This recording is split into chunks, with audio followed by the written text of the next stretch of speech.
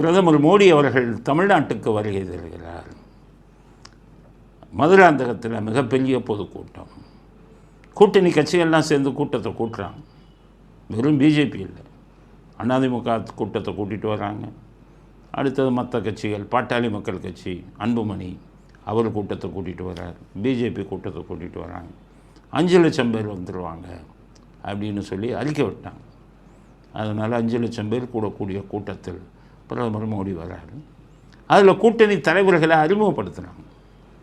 எல்லாரையும் எதிர்பார்த்தாங்க தேமுதிக வந்து விடுவாங்கன்னு.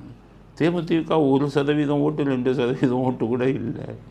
போன சட்டசபை தேர்தலில் டிடிவி தினகரனோடு சேர்ந்து 3% வாங்கினாங்க. அதில் தினகரன் பங்கு எவ்வளவோ இவங்க பங்கு எவ்வளவோ கடவுளுக்கு தான் வெளிச்சம். அப்போ விஜயகாந்த் உயிரோடு இருந்தார். அப்போவே 3%, 2% இல்லை 1%. 2016 தேர்தலில் மக்கள் நல கூட்டணியில் இவங்க எல்லாமே சேர்ந்து திருமாவளவன், வைகோ, 2 கம்யூனிஸ்ட்டு, விஜயகாந்த் சேர்ந்து 5%, 6% தான் வாங்கினாங்க.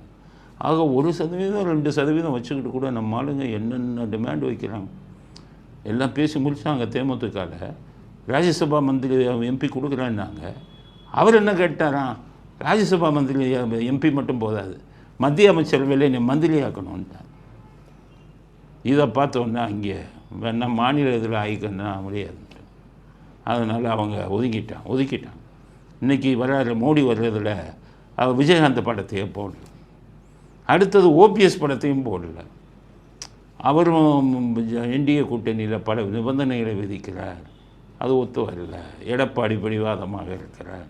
அதனால் இவங்க 2 பேர் ஃபோட்டோவும் அங்கே நாளைக்கு வரக்கூடிய மோடி கூட்டத்தில் வரல.